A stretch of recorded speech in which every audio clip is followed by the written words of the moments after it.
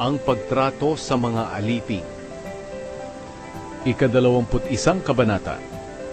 Sinabi ng Panginoon kay Moises, "Ito ang mga tuntuning ipapatupad mo sa mga Israelita. Kung bibili kayo ng mga aliping Hebreyo, maglilingkod siya sa inyo sa loob ng 6 na taon. Pero sa ika-7 taon, lalaya siya sa pagkaalipin niya na walang babayaran. Kung binili niyo siya na wala pang asawa, at sa katagalan ay nakapag-asawa, siya lang ang lalaya sa ika-7 taon. Pero kung may asawa siya nang bilhin ninyo, lalaya rin ang kanyang asawa kasama niya. Kung binigyan siya ng amo niya ng mapapangasawa at nagkaanak sila, lalaya siya sa ika-7 taon. Pero ang asawa at ang mga anak niya ay maiiwan sa kanyang amo. Pero kung sasabihin ng alipin na minamahal niya ang kanyang amo, ang asawa at mga anak niya, at hindi niya gustong lumaya, dadalhin siya ng amo niya sa presensya ng Diyos, doon sa may pintuan o hamba ng lugar na pinagsasambahan. Bubutasan ng amo niya ang isa sa tainga niya, at magiging alipin siya ng amo niya magpakailanman. Kung ipagbibili ng isang tao ang anak niyang babae para gawing alipin, hindi siya lalaya sa ika-7 taon, kagaya ng lalaking alipin. Kung hindi masisiyahan ng amo niyang bumili sa kanya, pwede siyang tubusin ng pamilya niya dahil hindi pananagutan ng amo niya ang responsibilidad sa kanya. Pero hindi siya pwedeng ipagbili ng amo niya sa mga dayuhan. Kung ibibigay ng amo niya ang aliping ito sa kanyang anak bilang asawa, kailangan niyang ituring siya na anak niyang babae. Kung gagawin niyang asawa ang alipin, at mag-aasawa pa siya ng iba pang babae, kailangang ipagpatuloy niya ang pagbibigay sa kanya ng mga pagkain at damit, at ang pagsiping sa kanya. Kung hindi niya masusunod ang 3 bagay na ito, papayagan niyang lumaya ang babae ng walang bayad. Mga kautusan tungkol sa mga krimen. Ang sinumang makakasakit ng tao at mapatay ito, papatayin din siya.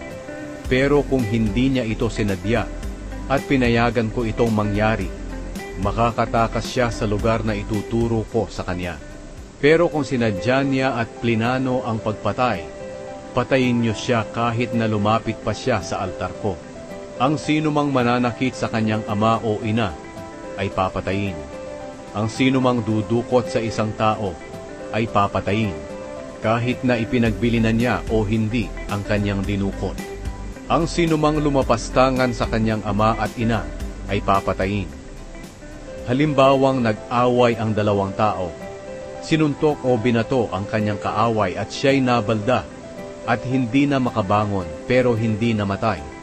Ngunit kung sa bandang huli, makabangon at makalakad ang napilay, kahit na nakabaston pa siya, ang taong nanakit sa kanya'y hindi dapat parusahan. Pero kailangang magbayad ang tao sa kanya sa nasayang na panahon, at kailangan siyang alagaan ng taong nanakit hanggang sa gumaling siya. Kapag hinagupit ng tungkod ng sinuman ang kanyang alipin, lalaki man o babae, at agad itong namatay, parurusahan siya. Pero kung makakabangon ang alipin pagkalipas ng 1 o 2 araw, hindi siya parurusahan, dahil pagmamay-ari niya ang alipin. Kung may nag-aaway at nasaktan ng isang buntis, at napaanak ito nang wala pa sa oras, pero walang masamang nangyari sa kanya, pagbabayarin ang nakasakit ayon sa halagang hinihingi ng asawa, at pinayagan ng hukom. Pero kung malubha ang nangyari sa babae, parurusahan ang responsable, katulad ng nangyari sa babae. Kung namatay ang babae, papatayin din siya. Kung mabulag ang babae, bubulagin din siya. Kung mabungi ang ngipin nito, bubungiin din siya.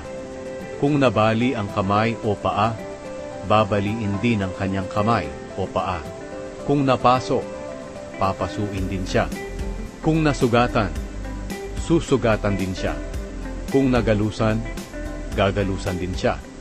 Kung sinuntok ng amo ang kanyang aliping lalaki o babae sa mata at nabulag ito, palalayain niya ito sa pagkaalipin bilang bayad sa mata na binulag niya. Kung nabungi niya ang ngipin ng kanyang aliping lalaki o babae, palalayain din niya ito sa pagkaaliping bilang bayad sa ngiping nabungi. Kung ang toro ay nakasuwag ng lalaki o babae at namatay siya, kailangang batuhin ang toro hanggang sa mamatay at huwag kakainin ang karne nito. Pero walang pananagutan dito ang may-ari ng toro. Pero kung nasanay ng manuwag ng tao ang toro at binigyan na ng babala ang may-ari tungkol dito, pero hindi niya ito ikinulong at nakapatay ito ng tao, kailangang batuhin ito hanggang sa mamatay at papatayin din ang may-ari. Pero kung pagbabayari ng may-ari para mabuhay siya, kailangang bayaran niya ng buo ang halagang hinihingi sa kanya.